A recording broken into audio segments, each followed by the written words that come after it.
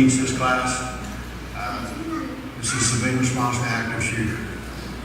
Throughout the next hour or so, maybe a little bit longer depending on questions, we are going to give you what we believe are skills to help you increase the likelihood of surviving an active shooter event, or what I like to call an active killer event, because that's what these people are out to do.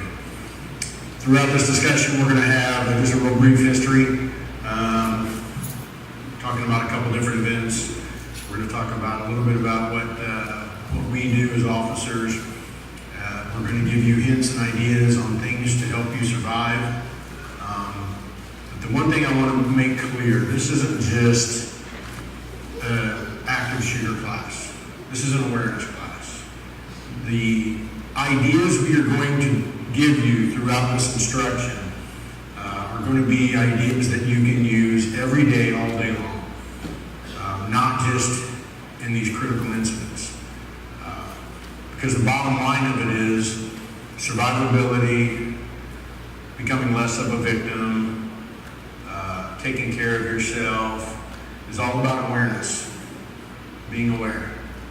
The more aware you are of your surroundings and everything that's going around you, the less likelihood that you're going to be a victim. It doesn't mean you're not going to be, but it's going to give you more of a fighting chance. So we're going to teach a lot of stuff throughout this. After that, we'll take a short break. Those who would like to participate in our very low-key active shooter drill, we'll bring you back in here and I will give you a very long safety briefing. The actual scenario will last a minute, but you will see that even though you know it's fake, and even though you know what's going to happen, you won't be able to help your heart rate. And that's what I'm trying to get across to everybody. We'll get a little bit more into it throughout the class. Is anybody in here armed? And I mean armed as in gun and or knife. When we break, if you are armed, everything needs left out in the cars. Lock them in your trunk. Don't put them in your car in plain view, please. Lock them in your trunk. We'll come back in. I'll ask again. I'll ask again at the end of this. I'll ask it 3 or 4 more times. We absolutely, other than myself, cannot have a live firearm and or a knife during the scenario part. We just can't. I cannot take the risk of someone accidentally getting hurt or killed. So when we break, right now it's fine. When we break, we'll take it out the car. We'll discuss this again. So without further ado, one more thing. If you have any questions throughout the class at all, please ask. We'll pause and we'll answer. You don't have to wait till the end. We don't mind questions throughout. Officer. Good morning. How is everybody? Good. Everybody hear me? Good. I like it. Let me ask you something. How many of you, when that light turns green at that intersection, just go? Right? We all do it, right? It's green. I gotta go. I gotta get this done. I gotta get dinner ready. I gotta get this done. Yard work, etc. Right? I got to go. Here's the thing. Have you ever thought about it? Count to 1001 when that light turns green, just to see if that cross intersection, that traffic's going to stop it. Right? That light's not going to stop that car, is it? No. And I can tell you on a handful of times when I went, ooh, that would have been bad. Right? Without counting right now how many exits are in this room. Anybody want to take a guess? I got 4. You got nothing? So I heard 4. I counted 10. Can anybody guess how I got that? Windows. You get mad enough, you take something and you bust out a window if you have to, right? That's your new exit, right? Like Dave said, that's what this class is about. It's about situational awareness. There is no, if you do A or B, I guarantee you're going to be fine if you're ever faced in one of these situations. I wish we could tell you that, but we can't. we've researched and studied. It's similar, but they're different in their own way. And I wish there was a flow chart that I could say, if B doesn't work, do C, and C will keep you safe. Just doesn't happen. How many of you have a safety plan at your house? If something happens, you know where all the family members are going to be if they come. Right? Water heater exploded. Where are we going? I don't know. I don't know where my wife was, my husband was when it went off, but I know where we're meeting, right? If you have a second story, do you have a ladder to throw out of the window if it catches on fire? You know? Stuff to be thinking about. Southside explosion gave us a real good example of that, right? I know I was like, holy cow, what just happened? It took me a minute, right? What you're gonna hear is a video, maybe, from Patty. Everybody remembers Columbine, right? This is Patty. She's a librarian. This is her 911 call that she made that day. Okay? There's nothing in this presentation and throughout this presentation that's going to be bored, bloody, or anything of that nature. However, if you feel like you don't or want to listen to what's going on, you can exit. You're not going to offend us whatsoever. On top of that, if you've got to use the restroom, get a drink, please, we won't be offended. We want you to get the most out of this that you can. So with that being said, we're going to listen to this video, and you'll see what happened when Patty calls 911.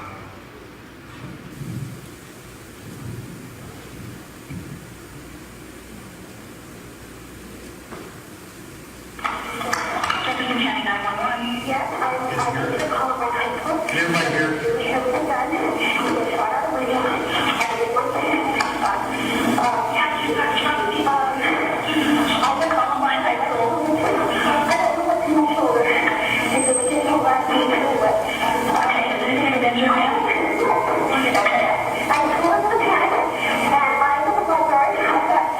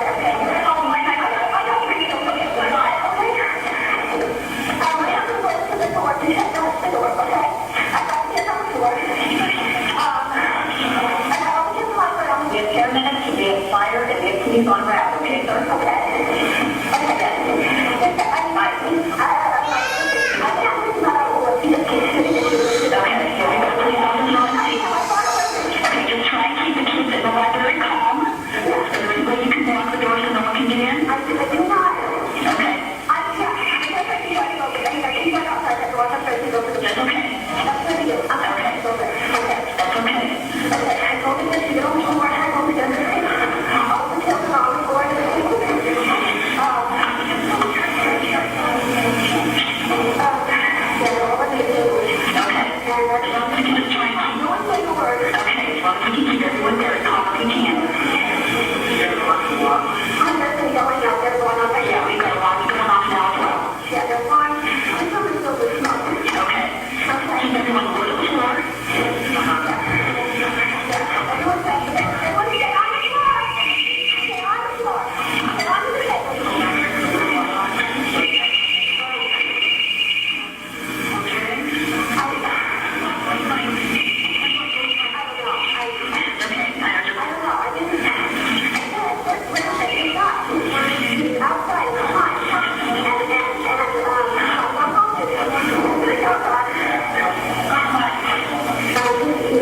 like, I know, it's kind of good, it's like really shut off. I mean, I know who the student was. I don't even know if I thought about his wearing glass. It was very large.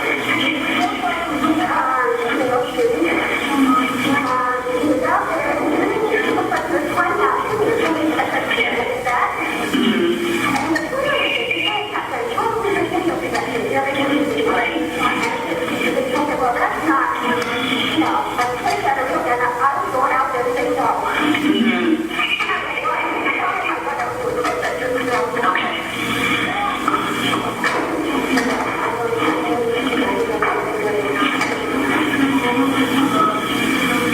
What's your name, ma'am?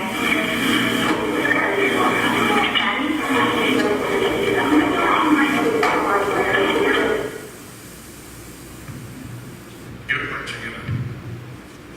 I guarantee you that Patty didn't have any idea what she was going to be going into when she went to work that day. Right? Did you notice what she was doing with the students, how she was instructing them? Get under the table, stay down, don't move, get under the tables, right? She was doing something that she had rehearsed quite often. What do you think it was? Tornado, earthquake, any type of inclement weather type, right? But they rehearsed it time and time again, so she went back on her memory. This is what I know. Columbine changed a lot of stuff for not only us as law enforcement, but the words that we're trying to get out to citizens as well. It used to be, we arrive at that scenario, we stand outside and we wait for SWAT. Right? After that, as our training adapted, it went to, okay, if we get 4, that's optimal because we're going in a diamond formation. 3 is doable. 2, now we need that 3rd. Now, we're there to do a job. The first one there goes in and we take care of business, right? That's how we train. You notice, she went through several different stages. That's not a real gun. This is a school. They must be making a play, right? I went outside to say no, because that's a fake gun. Place for kids to learn. She went through denial, right? Or you know what? No way. Then she went through that deliberation of what am I going to do? You heard the dispatcher said, well, can you lock the doors? Well, I've got 3 kids. Okay, I get it. Frightening situation for sure. Then she had to make that decisive moment. And unfortunately, as you heard, once they got into the library, it took her a little while to get through that deliberation, decisive moment in which she took action. I'm not saying Patty did anything wrong. She worked with what she had. However, 2 of the 12 students died in the library that day. That's why we're trying to get the word out. Has anybody ever been to one of these courses before? Maybe heard Run, Hide, Fight? We're trying to get the hide out. Don't hide, because your chances of surviving, they drop. They drop quickly. We're starting to see a little bit of a change as well. The Noblesville shooting, the teacher, he took a ball, threw it at the student, distractionary technique, right? And then he got on it. This is based on the avoid, deny, defend. We'll get into what that all means. Okay. 2008, a woman by the name of Amanda Ripley wrote a book. It was called When the Unthinkable Happened. And what she found is that no matter who you are, that you go through these 3 stages. The denial, deliberation, decisive moment. The quicker we can get you through that, the greater chance you have of surviving. Right? 2005, it was found, World Trade Center, that the people closest to the impact point, on average, 5 minutes to evacuate. Is that a plane? No, right? The ones farther took even longer than that. I said, no way. And then if you watch, I know we just had the anniversary a little bit ago, and if you watch the videos, you still see people staring up at the buildings in denial, right? Stuff's falling, but they're like, that didn't just happen. It did. So once you get through that denial, which can take anywhere from a few seconds to a few minutes, World Trade Center people were logging off their computers, you know, Once you get through that, you get to the deliberation phase. And this is the phase that generally can take the longest in most people. And that's for two reasons. Number one, you have perceived a threat. And in this instance, you have perceived a very bad threat. So your heart rate is shot through the roof. And you can't control that. And when we do our practical exercise, even though you know what's getting ready to happen, you still won't be able to help it. Now, it won't be ridiculous like in a real way, but you will feel it. The second reason is your brain's going through its Rolodex trying to find a like situation to figure out what to do. Well, how many of you have been in an active shooter event? Exactly. But here's the good thing. The brain generally doesn't know the difference between a real event and training. So you're getting training today. So you will have something in that Rolodex for your brain to catch on to, so that if, God forbid, something real does happen, you'll have some ideas on how to help yourself. Nothing's foolproof, but at least something will be there. So, click. You gotta get in the center, man. So here's your heart rate. As you're right now, you're pretty comfortable, you're relaxed, you're somewhere in condition white there, somewhere below 90 and below, depending on your fitness level and your age and everything else. This young man right here is probably at 120 all day long, right? That's normal, resting heart rate for most folks.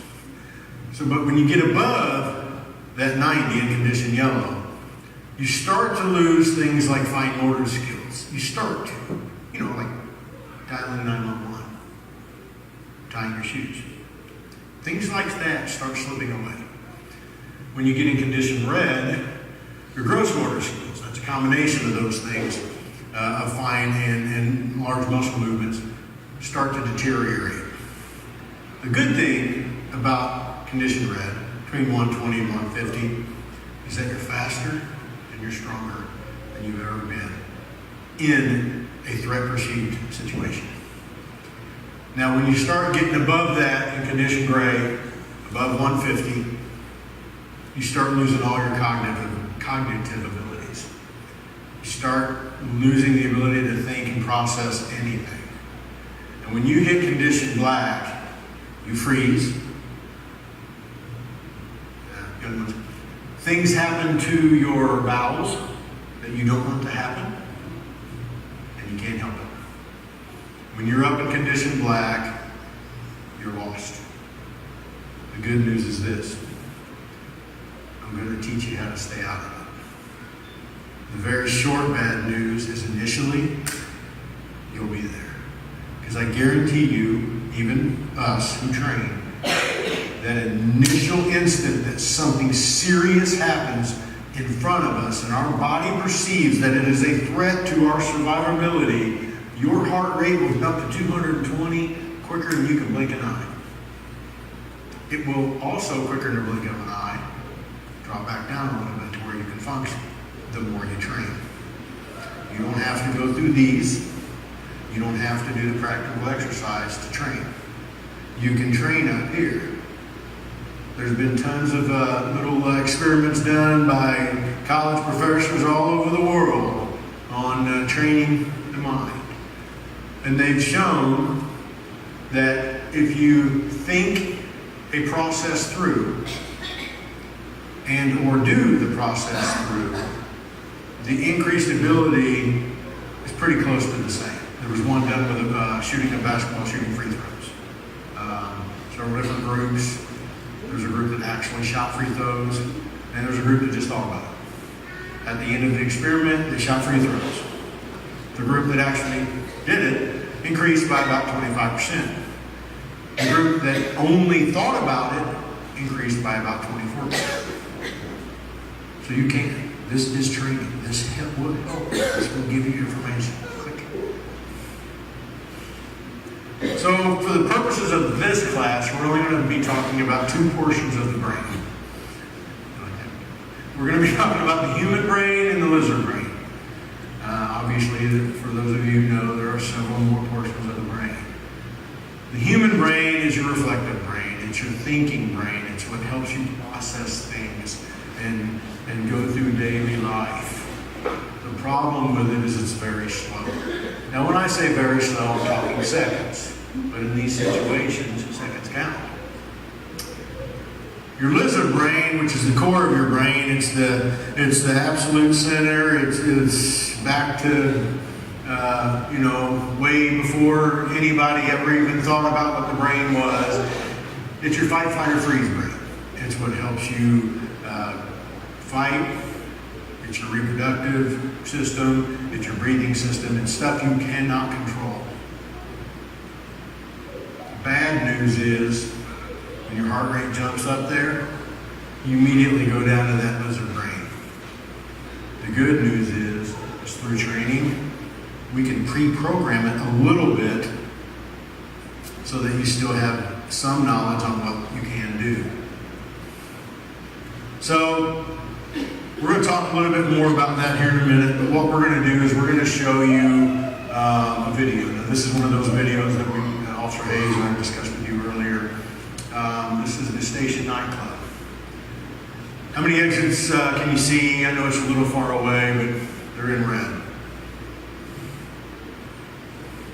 There are 4 marked exits, right? I want you to keep that in mind. There are 4 known marked exits. Now, the video you're getting ready to see is, again, the Station nightclub. I always forget the name of the band. Great White was playing. This was several years ago. Most of you probably remember that. Over 100 souls lost their lives in this fire. So what you're going to see is a reporter there just to report on it. You're going to see the reporter going through those 3 phases really quick. Because the reporter, while videoing, sees the fire, knows it's a fire and not pyrotechnics. So once that kicks off, you're going to start seeing a counter up top. It's going to click down. It's going to show you the time that it takes for those souls to lose their lives. The reporter is going to back out. People are going to take a while to figure out what to do. So they're stuck in that deliberation phase because they've never been in a fire before and don't know what to do. Then once they figure out what to do, they go to the one exit they remember. Remember, I told you this is about awareness. Being aware of your surroundings, figuring out that that exit isn't any good anymore. So the reporter's going to back out. The babies are gone anyway. They should be okay. Again, they're not going to show anything really, but you're going to know what's going on. Now, panic doesn't set in until that first entrance gets clogged. And people start screaming and falling. And then chaos happens.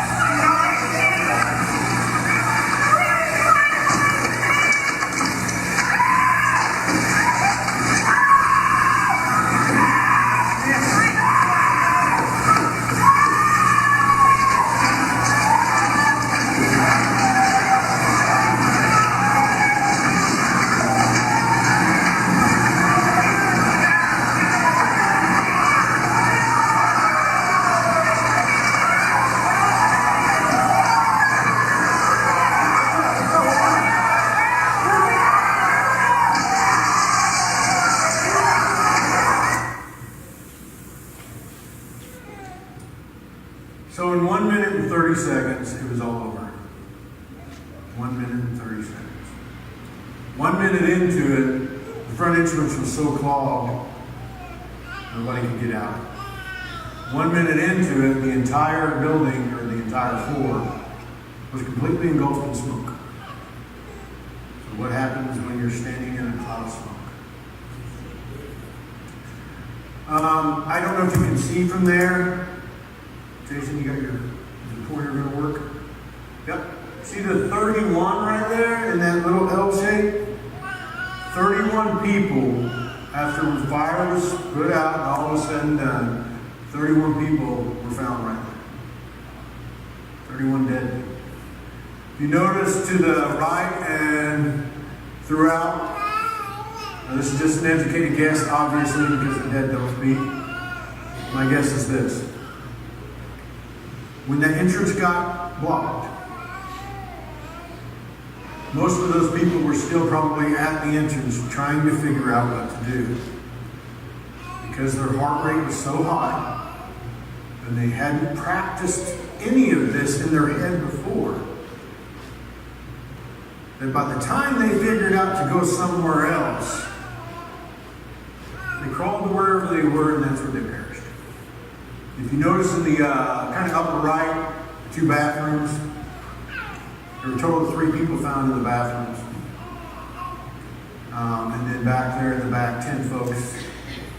How many of you know that in the state of Indiana, and I believe throughout the country, but definitely the state of Indiana, that if an establishment sells food and has a kitchen, they have an exit in the kitchen. They're required by law. How many of you noticed when we were asking how many exits there were? Jason, just give me a flash across.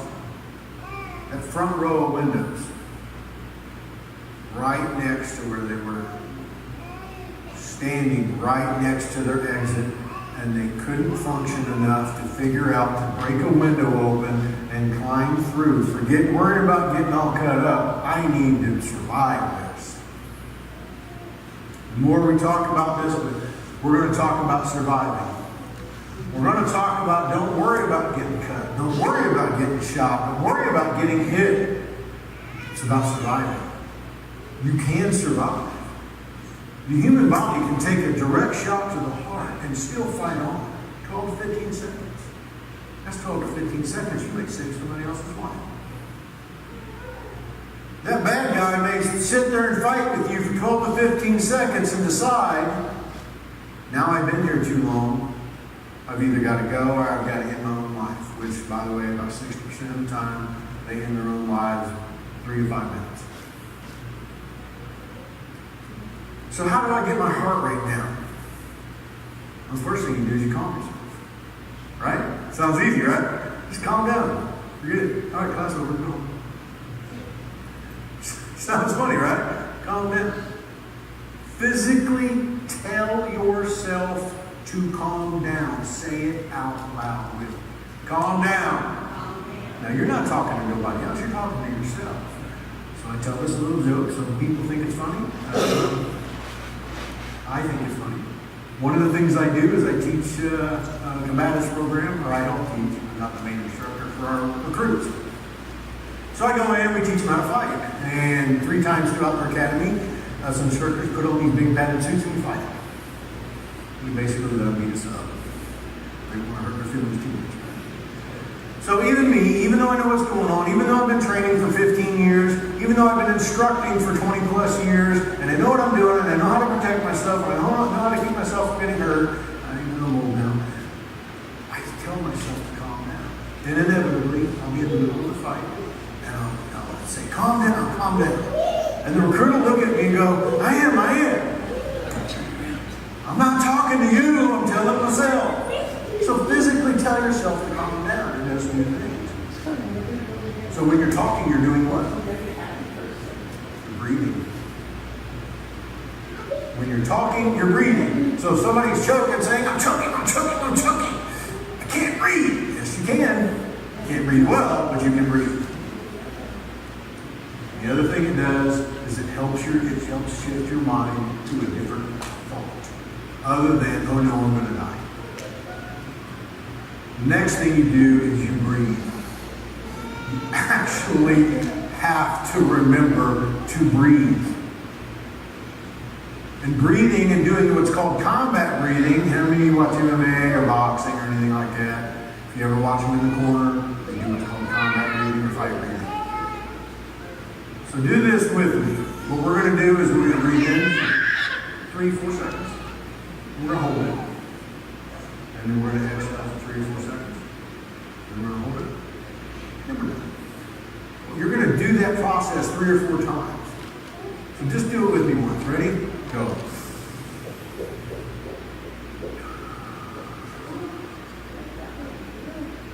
You do that 3 or 4 times, that will lower your heart rate 10 to 15 beats per minute, which may be all you need to get out of that conditioned black, down into that maybe that lower gray, upper red, so that you can think, so that you can figure out what you need to do. And this can be done very quickly.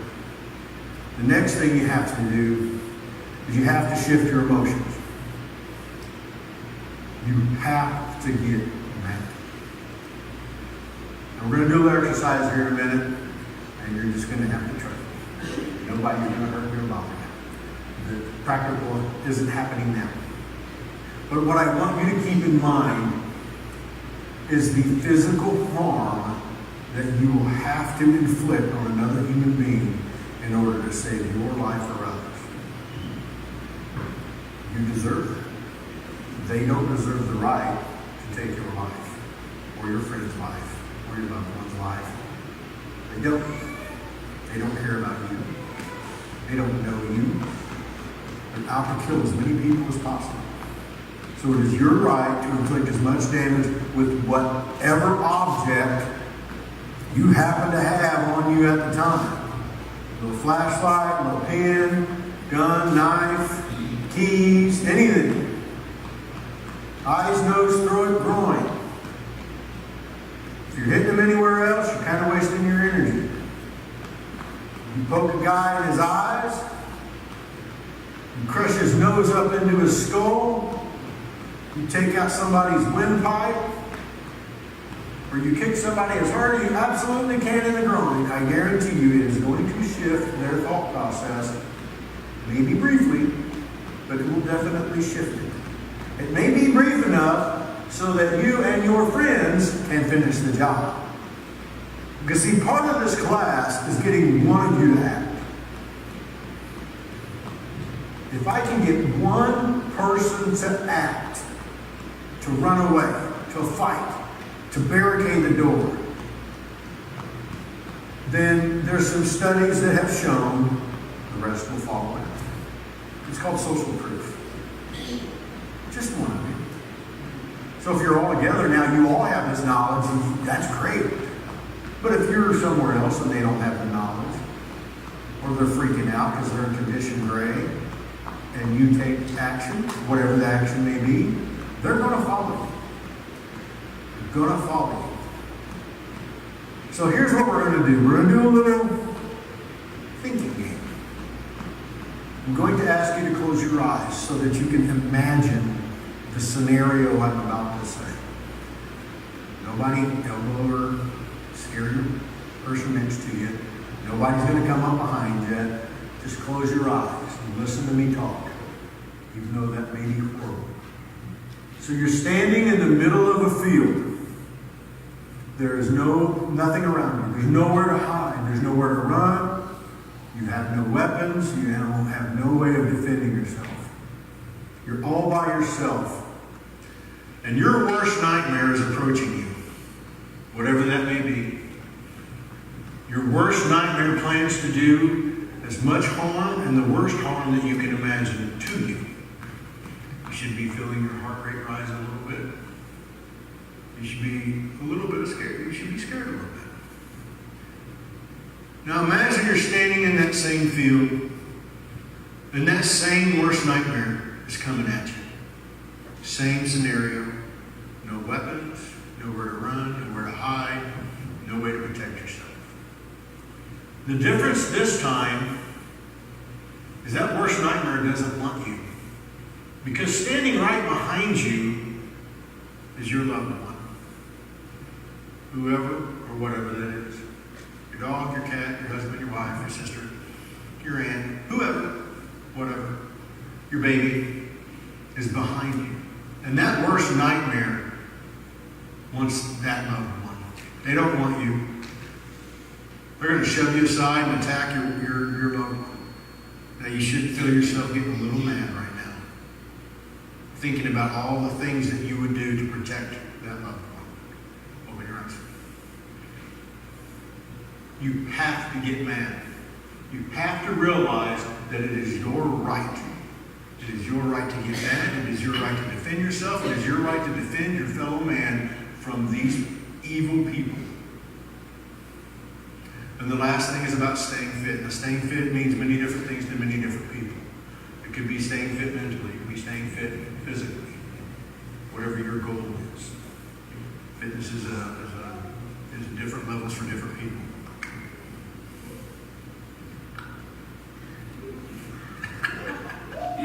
And the last thing we're going to do is one of the things we just did. Scripting, practicing. Now today, for those of you who would like, we're going to get an actual hands-on experience. It will be different things to different people. But again, just simply thinking about what it is you're going to do and when you're going to do it before you get to that scenario will help you in making decisions. So as you're walking into Walmart and you're looking around, as you should be, because remember I told you this is about awareness. And you see something that makes a little spidey, little hairs on the back of your neck stand up. Your spidey senses kick in. You know that. Act. Don't wait. Act. Now I'm not saying go up and punch them in the throat because they scared you. Okay? What I'm saying is just walk away. Ladies, you're walking out of that store. You go up to your car. As you're approaching your car, you happen to notice the car parked right next to yours. There's two nefarious looking characters sitting in it. What do we normally do? I'll just go get about the car, right? No. Listen to your senses. Nothing is in such a hurry that you have to risk your safety. If you have to get in your car, now this is going to sound really funny for some of you. Go in the passenger side, climb over.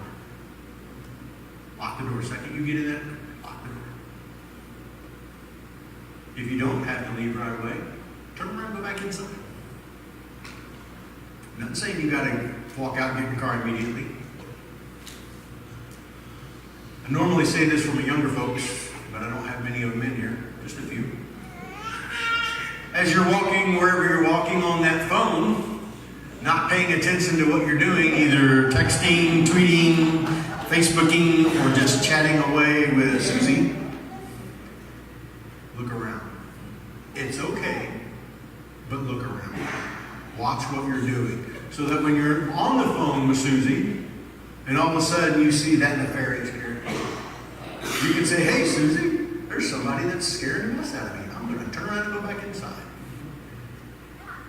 Listen to your senses.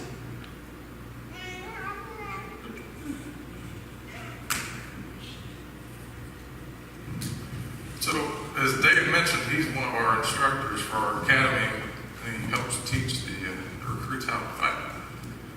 So, I get to practice that combat breathing quite often because he says, hey Jason, look at the new move I just learned. Come show me. Oh, 14 years in law enforcement, I still have to do combat breathing when he learns a new move. I don't get it. So what are they? There's no scientific definition. This is it. This is their goal. That's it.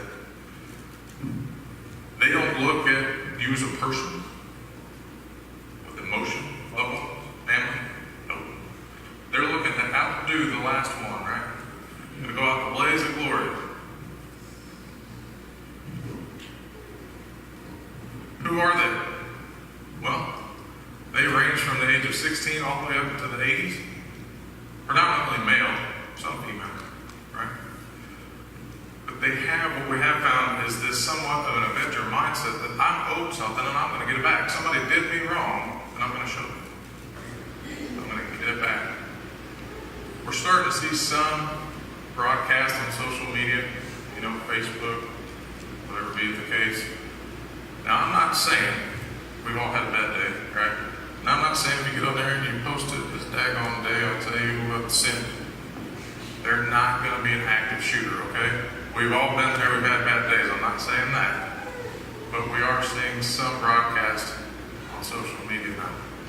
Unfortunately, what they're posting on the legality side of it, law enforcement side of it, isn't enough for us to do anything with it. So it kind of ties our hands a little bit. 2000 to 2017, here are the statistics in our country as far as active shooter incidents. 250. 2,217 casualties, including wounded. 799. And obviously, as you can see, 1,418 were wounded. Something you got to keep in your mind is just because you're shot does not mean you're dead, right? Just because you're stabbed does not mean you're dead. Not today. I'm not going out like this. Keep that in mind. I'm not letting this person decide my fate. Not here. Not today. How many of you think that they happen in schools? Most. Actually, it's commerce, places of business, department stores, any commercial business you may find, Walmarts, Targets, okay. Warehouses. The reason that you may think that they happen at schools most because the media, that's what all they cover. And they keep repeating it, right? Why? Well, it brings stats. That's not the case. Think about it, out of those 250 incidents over those 17 years, or 16 years, how many of them do you hear about? Not even a third of them. Unfortunately, with our media, death of a baby sells more.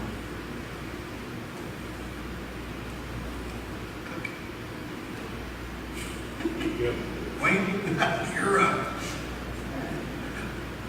Wayne's doing a great job, by the way. Thank you. So this thing is not working for the daggone. I tell you what, I'm just gonna...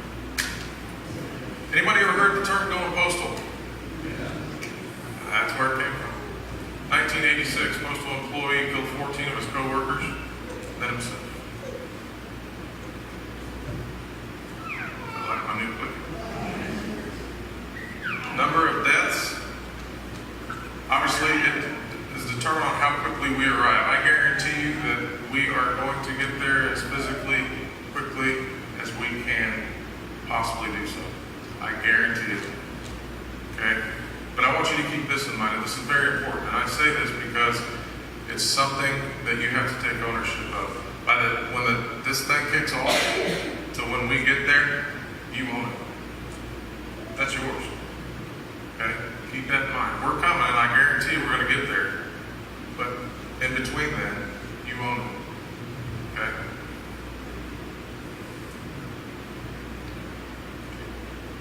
Target availability. That looks a lot better than the picture just before it, right? On average, in Marion County, you're looking at about 5 to 7 minutes response time. Totally dependent on where you were at. From the time you pick up that phone and dial 911 to the time it comes across our radio, about 5 to 7 minutes. One advantage you have here at this church is that you border 2 districts and then 2 counties, right? You're on southeast, on the other side of the meridian is southwest, and then you have Johnson County. I guarantee you they're probably going to go for sure countywide Marion, Johnson, and even state active shooter 325 East Southport Road. And we're going to get there. This is Christina Anderson. She's a Virginia Tech survivor. She now does a nonprofit, runs a nonprofit, and goes around to schools and churches speaking about her experience. She was a Virginia Tech survivor. And this is one of the reasons why, even though it's this the same. We don't like using the term hide because you'll listen to it real quick.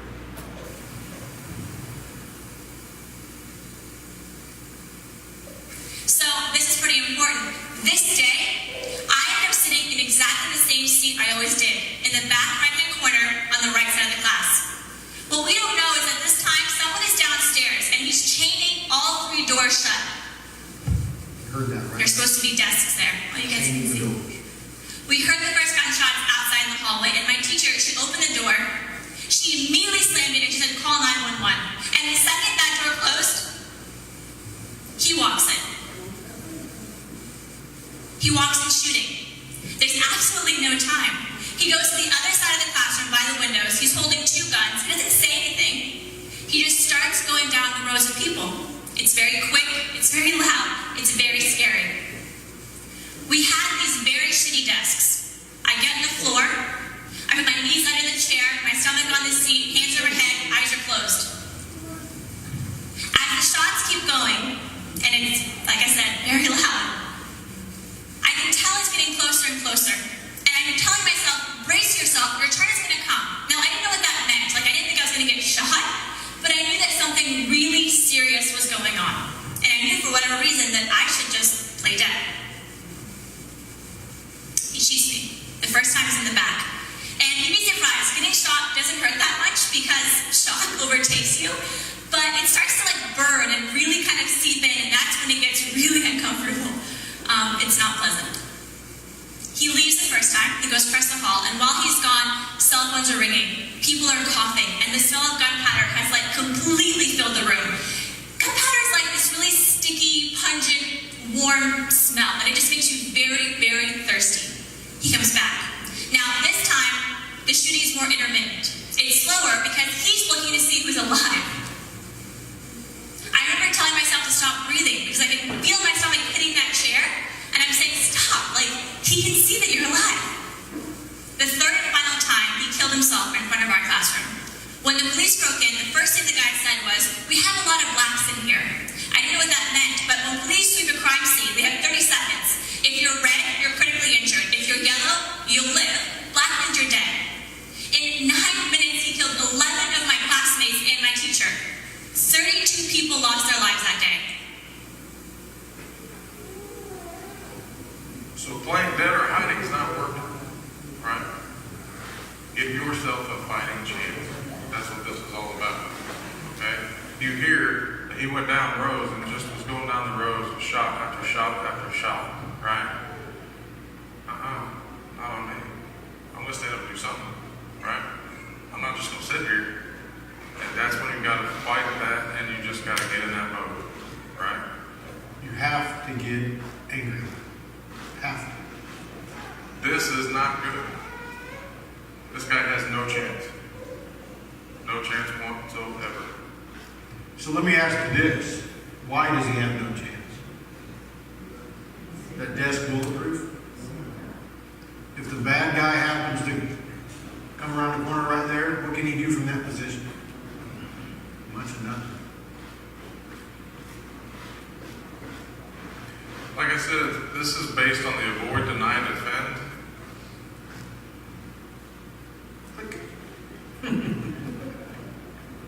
What do we mean by avoid? If you can get out. If you can get out, do so. Okay? Remember, we're talking about exits. You get mad enough, I guarantee you can sense something through that glass and get out. Even on a second story, right? Second story fall, you may break a bone, but it's a lot better than the alternative if you can help it. Obviously, we want you to call us, but when it's safe to do so, the last thing we want to see is when you turn that corner and, oh, there's a bad guy and I got my phone in my hand, right? Windows, like I said. What do we mean by deny?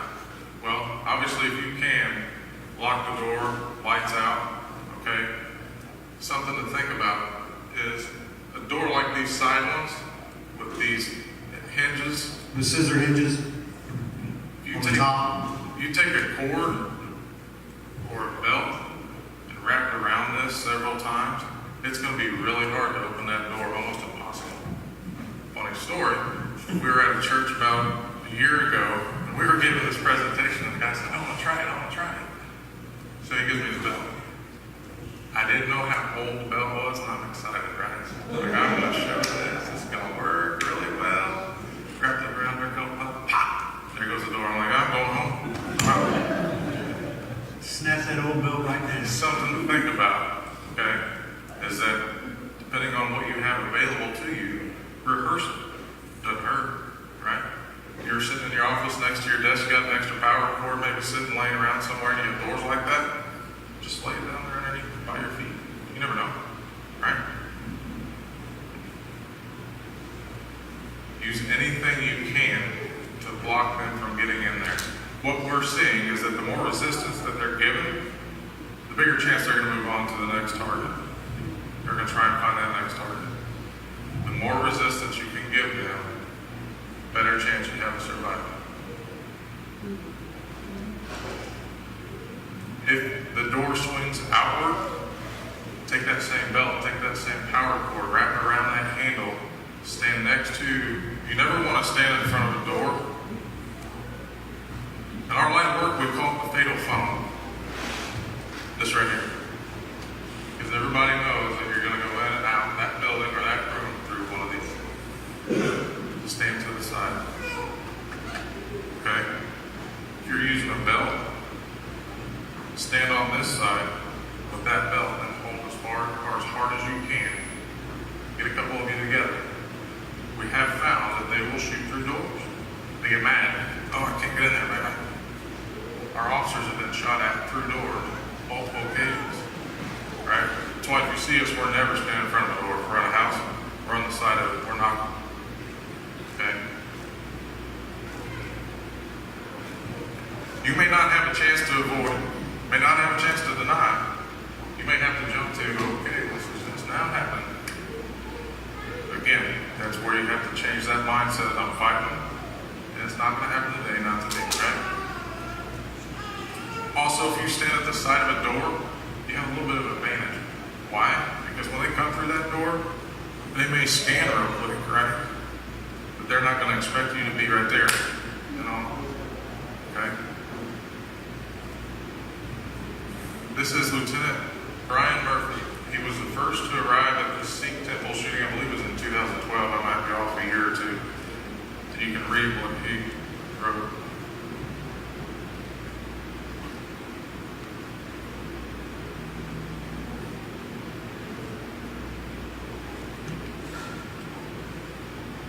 He was shot 15 times by a rifle.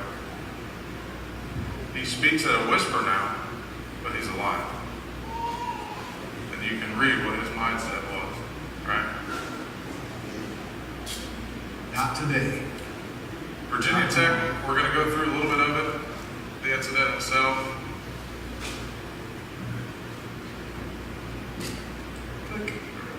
Norris Hall, where it occurred. Second floor. Rooms that were packed.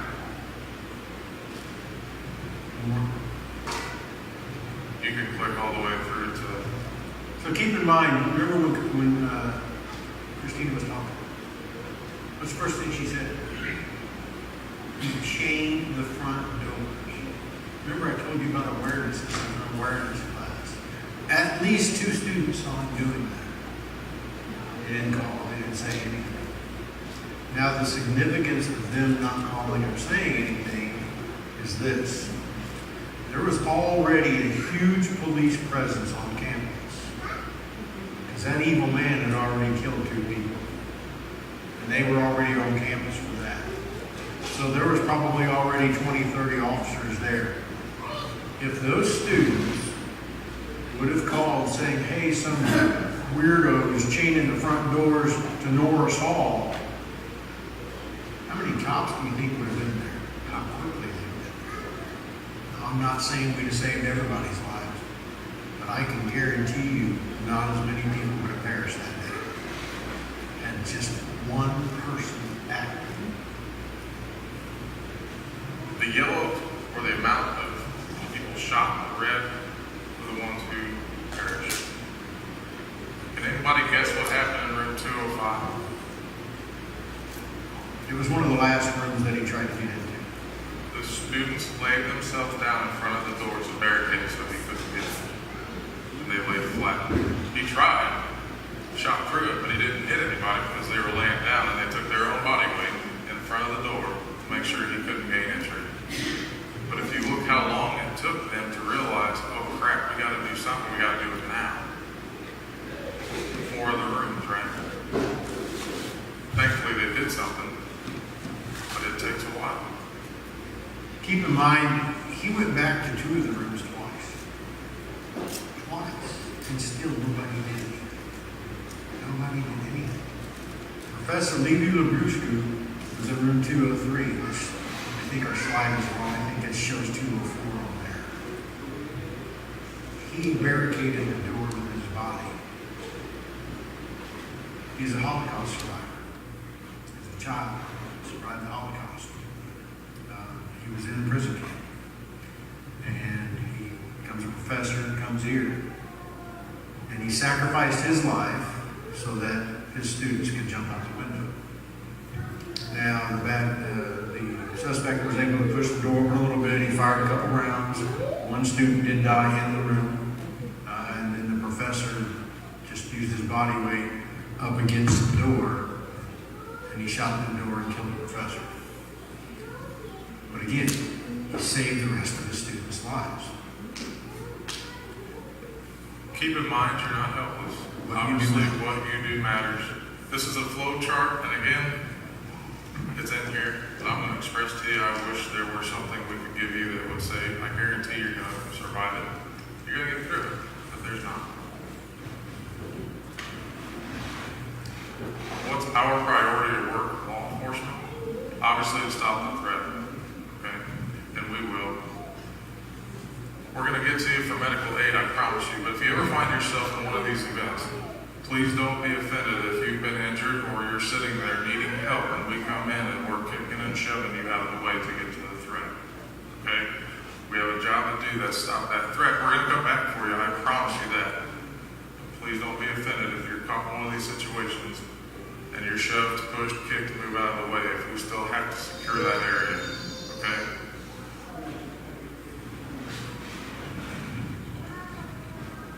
Something that we really want to express is that when we get there, have nothing in your hands. Okay? We're trained to look at hands because these are what hurt you. These are what kill you, right? And it can even be something as simple as that pointer I was using earlier. Because you got to keep in mind, we don't know what we're coming into. Yeah, we're going to get it over our radio, active shooter, 325 East Southport Road. That's it. We may not get a clothing description. We may not get a location of the building where they're at. And our heart rate's jumping too, believe you me. Even though we train, we still go through that, oh crap, moment. This is going. All right. Something you need to be aware of. Keep your hands empty. So they come in and I turn real quick and I've even got that pointer or cell phone. You think about it, I just got a cell phone and I turn real quick. That might not be good. Could have been real bad for me, right? So if you do carry, and I'm a believer in it, I think if more of us legally carry, there'd be less crime. It's just my personal opinion. Keep that in mind. When we're coming in, we have very limited information. We may even have wrong information. I can tell you right now, so can Jason, I have been on hundreds of calls where the eyewitness did not give the proper clothing description. Because eyewitnesses, remember, their heart rates are up too. Their brain's not functioning properly either. So like when I know you carry, that's fine. Just keep that in mind. If you're in a position where you can stop the bad guy, then stop the bad guy and then put your gun down. If you're in a position where you can't stop the bad guy, don't play hero running through the crowd, through the building to try to get to the bad guy to stop him. Don't do it. Help your fellow human being out the door and go with them. We don't need 2 armed people running around the building. We're going to get there quick, I promise you. Something we also like to recommend is that if you do carry, please, please, is train. Not only train with accuracy, but train in weapon retention. Statistically, you are more likely to get your own gun turned on yourself than you are to be able to defend yourself with it. And I know that sounds crazy, but it happens, and it happens all the time. Okay? Obviously, medical's going to be there. They're probably going to be staging. It's always a good idea to have some sort of first aid kit, some sort of tourniquet in the church or in the building, wherever you're at, or even at home. You never know what might happen. A bad cut's going to get an artery, right? And you've got seconds, if not minutes. Never a bad idea to understand where your medical equipment is in the building, because EMS are going to more than likely stage until we say, yep, you're good, come on in and stage. And obviously, no matter who you are, if you're involved in one of these incidents, I guarantee you're going to go through PTSD. I guarantee it. So it's not a bad idea, not only for home, obviously we're in church right now, which is a good support system, but to have something in place for anybody who's involved in one of these incidents to be able to fall back on if they need help. This is our last slide, but I want you to look at this. Because if you've noticed, throughout this entire presentation, we have not named one person that has been responsible for any of these acts, and we won't. The reason? Because they don't deserve the credibility that they're looking for. And all that we ask, thank you, exactly. We ask is that you do the same. If you see an event or is talking about an event to your friends, family, whatever it is, don't say the name. They don't deserve it. We're going to watch real quick a video that was put together in conjunction with Walmart. It's riveting. You're going to love it. Academy Award winning, I'm telling you. But we have to do it in every presentation we give. Then we'll open it up for questions. And then It just wraps up everything we just taught. It gives you a visual on what we were teaching.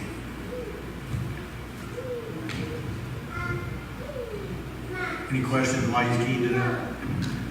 Yes, sir? Well, I won't express my feelings on the media. I'll leave that to you. Ready? Yes, sir.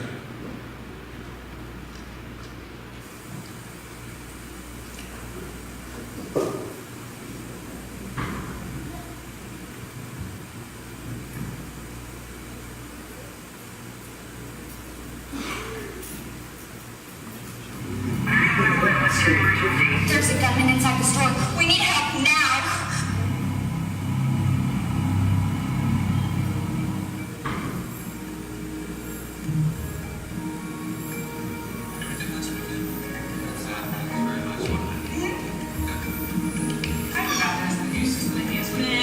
What's going to be the solution by the time we... All right, thank you. We appreciate it.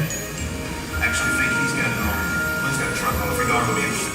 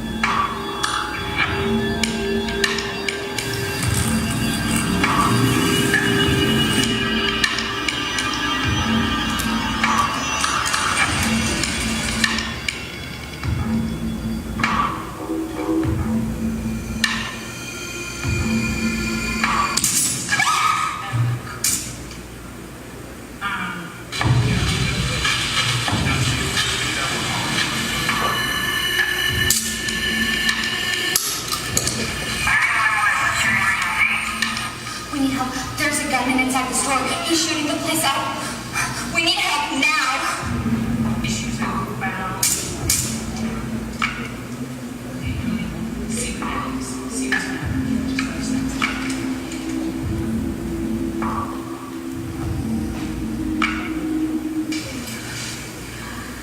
There's a man with a gun.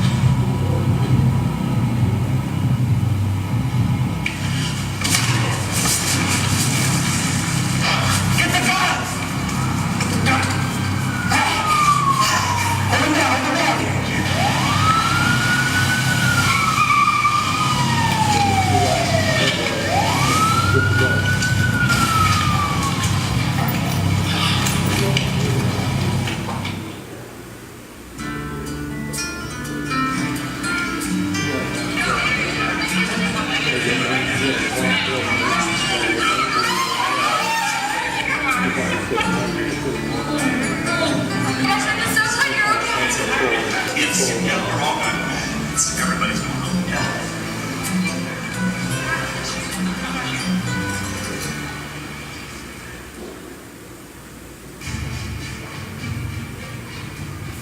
If you ever have the misfortune to be in an active shooter event, you deserve to survive. In our research, we have found that the actions that potential victims take during these events are critical to their survival. We have identified 3 options that have proven effective in many events. These are: avoid the attacker, deny the attacker access to your area, defend yourself. It is a personal decision, but you have a right to do so.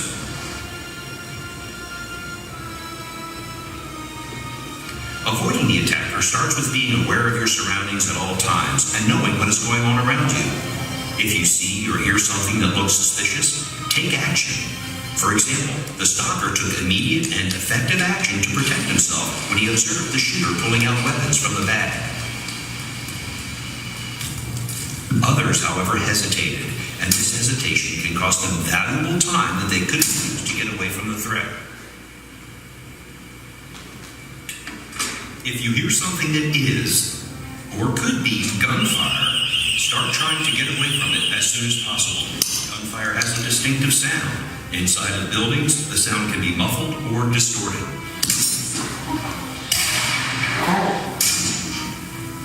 A single loud bang could be a person dropping something, or even thunder. But repeated loud bangs are much more likely to be gunfire.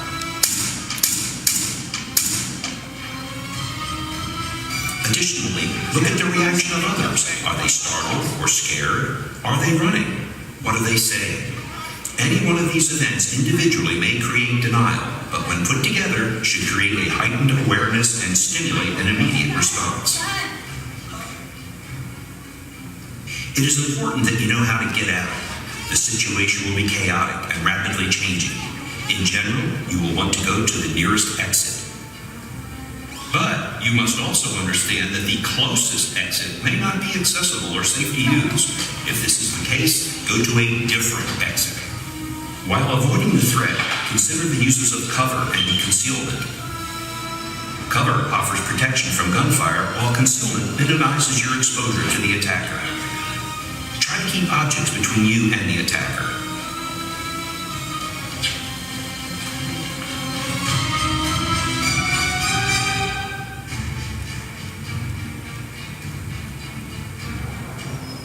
If you can't avoid the attacker, sometimes the best option will be to deny the attacker access to your location.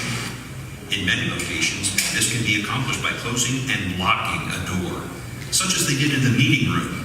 Locking the door has proven effective in many attacks. If the door does not have a lock, you can place heavy objects in front of it. Remember, barricades work best if the door opens toward you.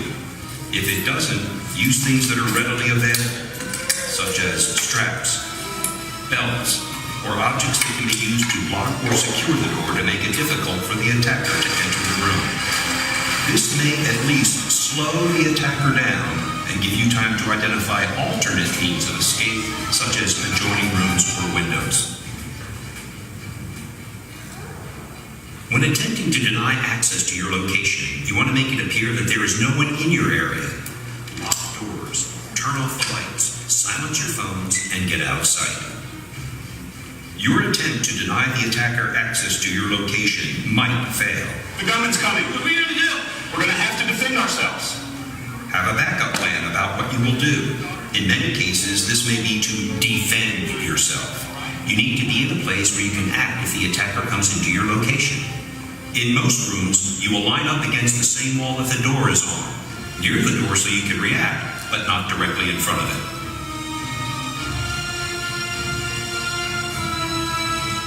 If you are unable to avoid or deny, your best option may be to defend yourself by using whatever is available. In a situation where someone is attempting to kill you, you have the legal right to defend yourself. Attack weak spots such as eyes, throat, and groin. Fight to the best of your ability and do not quit until the attacker is stopped. This is what the workers in the warehouse did when they were unable to avoid the attacker and felt their lives were in immediate danger.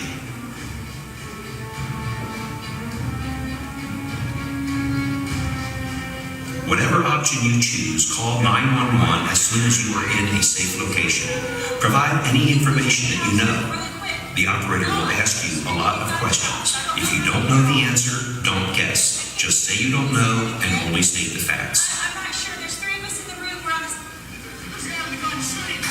This would be a complex situation. We can't tell you what you should do in every case. What we can do is provide you with information about the options that we have found to be most effective for surviving these attacks. The ultimate choice is yours. What you do matters. Avoid the attacker. Deny access to your location. Defend yourself. Law enforcement will be entering a chaotic scene with limited information. Their first priority will be to stop the threat to your safety. The police may not know where or who the threat is. Listen and comply with their commands immediately. Put it down, sir. Put it down. Both of you on the ground. Police are trained to look at people's hands to assess threats. Do not have anything in your hands that could be perceived as a weapon, such as a cell phone. Show me your hands, sir. Show me your hands. Move to us. Everybody, keep your hands up, please. Walk out the door. If told to do so, stay where you are and do not make sudden movements. Again, follow all commands.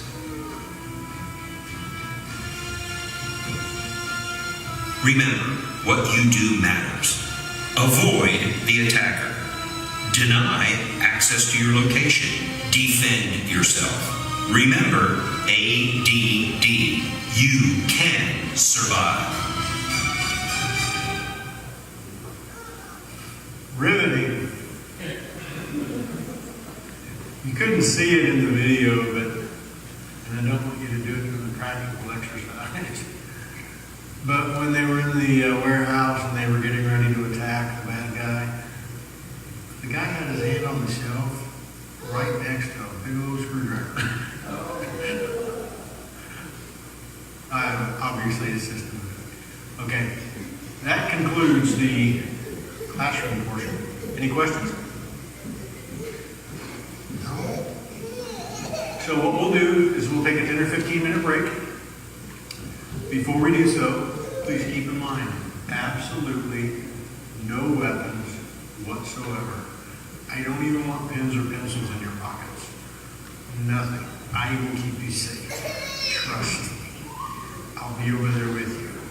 So if you wish to participate in the practical portion, we will convene back in here. Everybody try to sit tight. We'll have a very long safety briefing.